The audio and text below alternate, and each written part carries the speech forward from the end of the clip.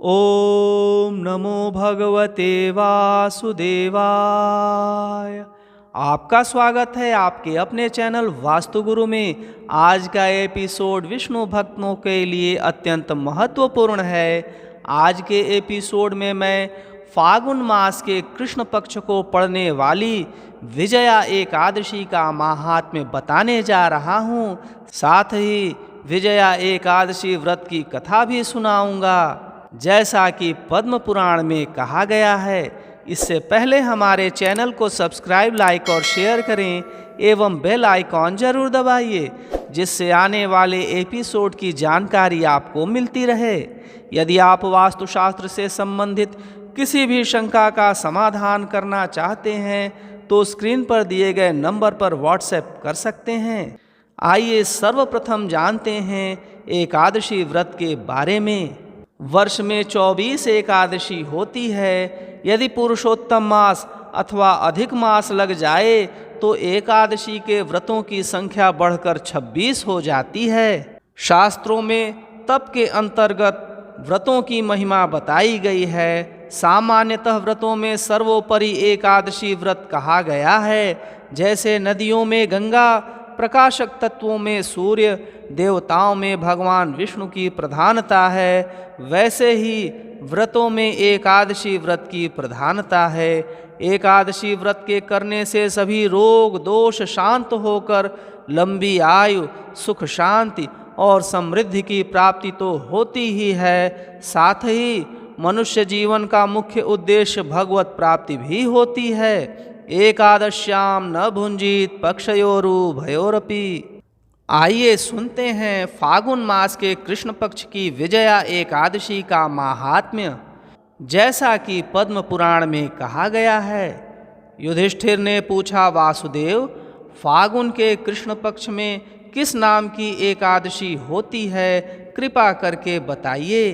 भगवान श्री कृष्ण बोले, युधिष्ठिर, एक बार नारद जी ने कमल के आसन पर विराजमान होने वाले ब्रह्मा जी से प्रश्न किया, सूर्यश्रेष्ठ, फागुन के कृष्ण पक्ष में जो विजया नाम की एकादशी होती है, कृपया उसके पुण्य का वर्णन कीजिए। ब्रह्मा जी ने कहा, नारद सुनो, मैं एक उत्तम कथा सुनाता हूँ जो पापों का अपहरण करने वाली है। यह व्रत बहुत ही प्राचीन, पवित्र और पापनाशक है। यह विजया नाम की एकादशी राजाओं को विजय प्रदान करती है, इसमें तनिक भी संदेह नहीं है। पूर्व काल की बात है। भगवान श्री रामचंद्र जी 14 वर्षों के लिए वन में गए और वहाँ पंचवटी में सीता तथा लक्ष्मण के साथ रहने लगे। वहाँ रहते समय रावण ने चपलतावश विजयात्मा श्री राम की तपस्विनी पत्नी सीता को हर लिया। उस दुख से श्री राम व्याकुल हो उठे। उस समय सीता की खोज करते हुए वे वन में घूमने लगे। कुछ दूर जाने पर उन्हें जटायु मिले, जिनकी आयु समाप्त हो चुकी थी। इसके बाद उन्होंने वन के भीतर कबंध नामक राक्षस का वध किया। फिर सुग्रीव के साथ उनकी मित्रता हुई। तत्पश्चात श्री राम के लिए वानरों की सेना एकत्रित हुई। हनुमान जी ने लंका के उद्यान में जाकर सीता जी का दर्शन किया और उन्हें श्री राम की चिन्ह स्वरूप मुद्रिका प्रदान की। यह उन्होंने महान पुरुषार्थ का काम किया था। वहाँ से लौटकर वे श्री रामचंद्र जी से मिले और लंका का सारा समाचार उनसे निवेदन किया। हनुमान जी की बात सुनकर श्री राम ने सुग्रीव की अनुमति ले लंका को प्रस्थान करने का विचार किया और समुद्र के किनारे पहुंचकर उन्होंने लक्ष्मण से कहा, सुमित्रा नंदन, किस पुण्य से इस समुद्र को पार किया जा सकता है? यह अत्यंत अगाध और भयंकर जल जंतुओं से भरा हुआ है। मुझे ऐसा कोई उपाय नहीं दिखाई देता जिससे इसको सुगमता से पार किया जा सके। लक्ष्मण बोले, महाराज, आप ही आदिदेव और पुराण पुरुष पुरुषोत्तम हैं। आपसे क्या छिपा है? यहाँ द्वीप के भीतर वकदाल्भ नामक मुनि रहते हैं। यहाँ से आधे योजन की दूरी पर उनका आश्रम है। रघुनंदन, उन प्राचीन मुनीश्वर के पास जाकर उन्हीं से इसका उपाय पूछिए। लक्ष्मण की यह अत्यंत सुंदर बात सुनकर श्री रामचंद्र जी महामुनि वकदालभ्य से मिलने के लिए गए।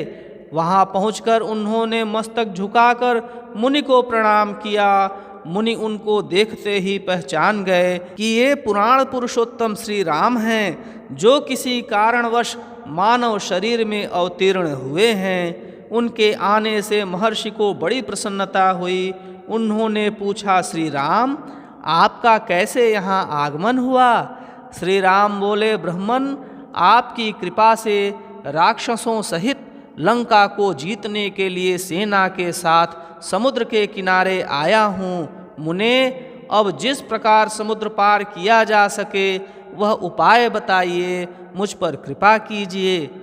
बकदालभ्य ने कहा, श्री राम, फागुन के कृष्ण पक्ष में जो विजया नाम की एकादशी होती है उसका व्रत करने से आपकी विजय होगी। निश्चय ही आप अपनी वानर सेना के साथ समुद्र को पार कर लेंगे।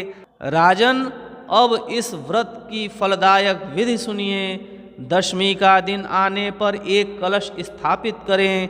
वह सोने, चांदी, तांबे अथवा मिट्टी का भी हो सकता है। उस कलश को जल से भरकर उसमें पल्लव डाल दें। उसके ऊपर भगवान नारायण के सुवर्णमय विग्रह की स्थापना करें। फिर एकादशी के दिन प्रातःकाल स्नान करें। कलश को पुनः स्थिरतापूर्वक स्थापित करें। माला, चंदन, सुपारी तथा नारियल आदि के द्वारा विशेष रूप से उसका पूजन करें। कलश के ऊपर सप्तधान्य और जौ रखें। गंध, धूप, दीप और भांति भांति के नैवेद्य से पूजन करें। कलश के सामने बैठकर वह सारा दिन उत्तम कथा वार्ता आदि के द्वारा व्यतीत करें तथा रात में भी वहाँ जागरण करें। अखंड व्रत की सिद्धि के लिए घी का दीपक जलाएं। फिर द्वादशी के दिन सूर्योदय होने पर उस कलश को किसी जलाशय के समीप, नदी, झरने या पोखरे के तट पर ले जाकर स्थापित करें और उसकी विधिवत पूजा करके देव प्रतिमा सहित उस कलश को वेद वेत्ता ब्राह्मण के लिए दान कर दें। महाराज, कलश के साथ ही और भी बड़े बड़े दान देने चाहिए। श्री राम, आप अपने यूथ पतियों के साथ इसी विधि से प्रयत्नपूर्वक विजया का व्रत कीजिए, इससे आपकी विजय होगी। ब्रह्मा जी कहते हैं, नारद, यह सुनकर श्री रामचंद्र जी ने मुनि के कथनानुसार उस समय विजया एकादशी का व्रत किया। उस व्रत के करने से श्री रामचंद्र जी विजयी हुए। उन्होंने संग्राम में रावण को मारा, लंका पर विजय पाई और सीता को प्राप्त किया। बेटा, जो मनुष्य इस विधि से व्रत करते हैं उन्हें इस लोक में विजय प्राप्त होती है और उसका परलोक भी अक्षय बना रहता है। भगवान श्री कृष्ण कहते हैं, युधिष्ठिर, इस कारण विजया का व्रत करना चाहिए। इस प्रसंग को पढ़ने और सुनने से वाजपेय यज्ञ का फल मिलता है। आप परम सौभाग्यशाली हैं कि फागुन मास के कृष्ण पक्ष को पड़ने वाली विजया एकादशी का महात्म्य आपने सुना और व्रत की कथा भी सुनी, जैसा कि पद्म पुराण में बताया गया है। समस्त एकादशी व्रत की कथाओं को एवं सभी प्रामाणिक व्रत कथाओं को सुनने के लिए देखते रहिए आपका अपना चैनल वास्तुगुरु। ओम नमो भगवते वासुदेवाय।